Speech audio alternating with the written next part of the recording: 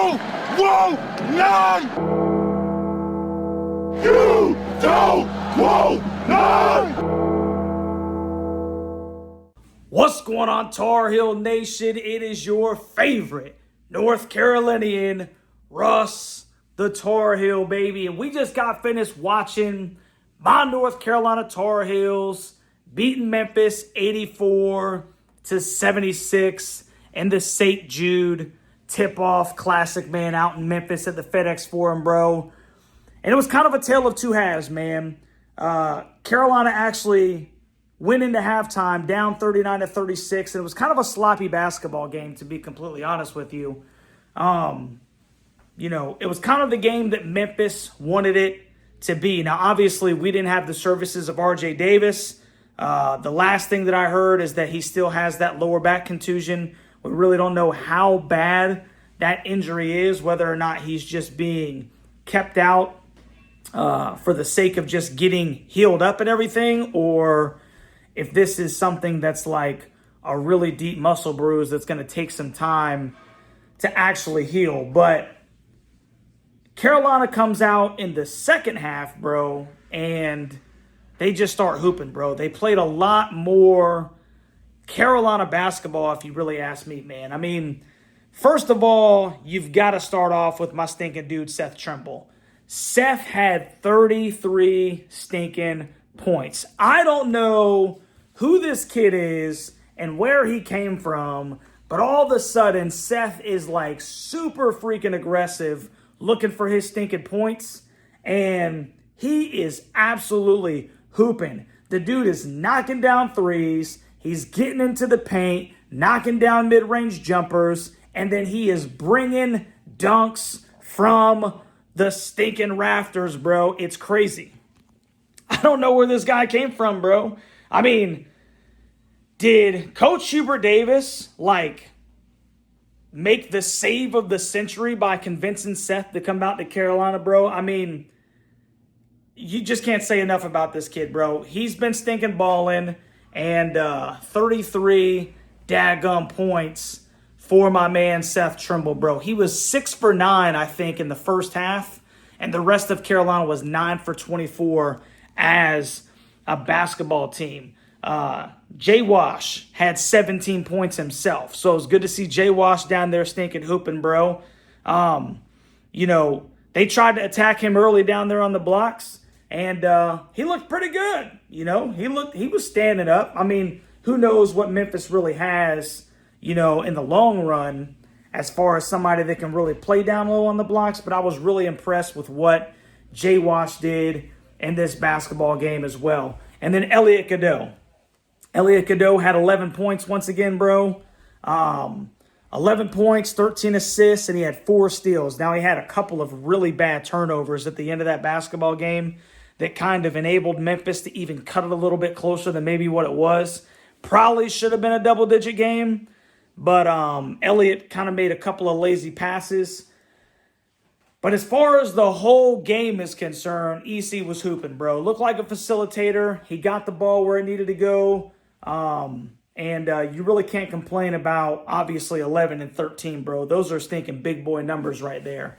And then you add 4 assists on top of that. So I think Carolina went with a starting lineup of, let me check real quick, Elliot Cadeau, Seth Trimble, Cade Tyson, Jay Witt, and Jay Wash. So Jay Witt, man, super good athlete. I still think that he's playing out of control too often, right? He just kind of looks more, like a guy that plays a lot of pickup basketball, and he needs to settle down, man, and kind of just let the game come to him. I think sometimes he's just a little bit too aggressive, a little bit stinking too wild, and it shows. It's just kind of out of control sometimes, man. And then Cade Tyson was another guy that, I think he had one rattle in. I think they called it a 2. Didn't really shoot very well from the perimeter, but made a couple of good cuts to the basket and, had a decent game. Something that you can build on. Now, my boy Ian Jackson, my man had a welcome to college basketball game, dude. there was, I think he was 0 for, if I'm not mistaken, from the field, if I'm not mistaken. And, you know, he's definitely going to look at that one and say, hey, look, like, it's time for me to stinking kind of put that one aside and kind of focus on, you know, the next one. So definitely not the game that I expected from Ian Jackson, but hey, man, it's his first college basketball game. Drake had some really good defensive possessions, made a really good block in the first half, dude, where he just looks like he stinking belongs, man. And there's a lot to be excited about for this team. The question, there's two big questions, okay, that I kind of asked myself that, or two points that I want to say that we really need to look into as far as how much we want to take out of this basketball game. Once again, the question is how well is North Carolina going to be able to rebound? Got to find a body when the ball's off the stinking glass, when the ball's coming off the rim. Find a body, box out, secure the basketball. There was a couple of times where Carolina was a little soft with the boards, and it resulted, especially in the first half, with a lot of second chance points for Memphis. So we got to clean that up. And secondly, I don't know what the numbers are, but just off of what I could see, I did not feel like Carolina shot well at all from the free throw line. Left a lot of points at the charity stripe. Now, I don't foresee that that's going to necessarily continue. Obviously, RJ Davis is an exceptional free throw shooter. Seth is usually a pretty decent free throw shooter.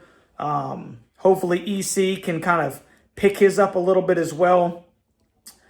But we can't be leaving all those points on the stinking floor from the charity stripe, man. We got to stinking finish at the free throw line. So rebounding and finishing at the free throw line were two things that I'm taking out of this basketball game where we need to, you know, improve upon those things. Now, obviously, like I said, RJ wasn't stinking there. That's going to change a lot of things because RJ opened so many things up from a perimeter standpoint, man. So, but all in all, 84-76.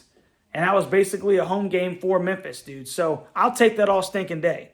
I'll take it all day. It didn't count, but it sure does feel good for Carolina Athletics to be in the win column, dude. Obviously, for us footballers, you know, it feels good to talk about a dadgum win. Now, what's the next up for Carolina? They still got one more exhibition game, if you will. Division II Johnson C. Smith on October 27th at the Dean E. Smith Center. And then that's the final tune-up, baby, because November 4th, the Heels host Elon in their first game of the 2024-2025 campaign. So hopefully we'll be full strength. Hopefully we'll get some things cleaned up.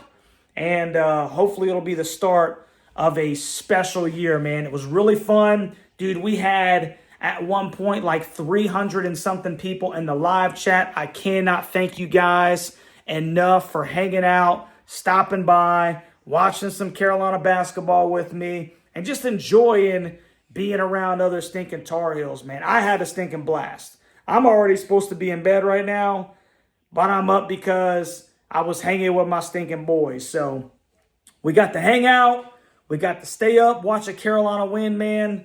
And at the end of the day, bro, that is worth it. It's a great day to be a Tar Heel. I'm really excited about this basketball season, man. And I'm really excited about how the Heels played as a unit, as a team, as a whole in this stinking game, man. So once again, I appreciate everybody that was hanging out. If you haven't already, please like, share, and subscribe to the channel. And we will catch you on the next one, Tar Heel Nation.